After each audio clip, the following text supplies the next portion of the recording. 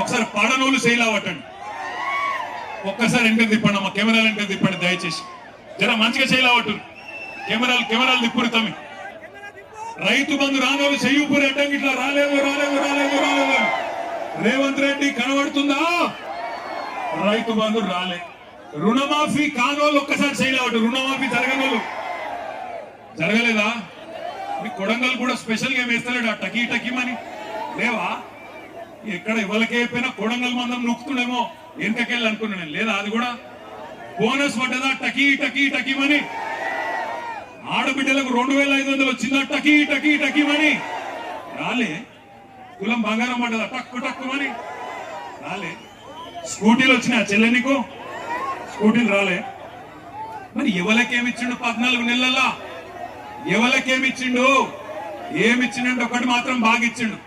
అల్లునికి కట్నం కింద లగచర్ల భూములు, అక్కింపేట భూములు ఇచ్చినందుకు మాత్రం సూటి పెట్టిండు. మా ఆడబిడ్డలు, గిరిజన ఆడబిడ్డలు ఒక్కసారి యాద్ చేసుకోండి.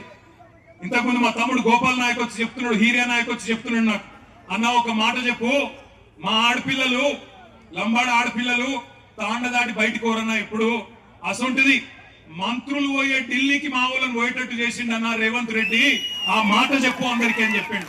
ఒక్కసారి యాద్ చేసుకోండి ఏం జరిగింది 14 నెలల్లో.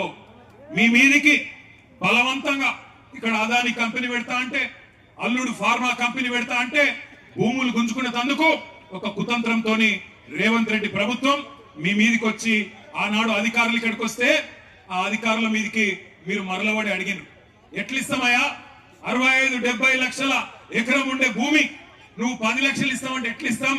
ఇయ్యం, మేము మా ప్రాణం పైన ఇయ్యం, ఏం చేసుకుంటావో చేసుకోపో అన్నారు. అంటే ఆ రోజు ఏమైంది? కలెక్టర్ మీద హత్యా ప్రయత్నం జరిగిందని చెప్పి రేవంత్ రెడ్డి గారు, ఆయన ప్రభుత్వంలోని మంత్రులు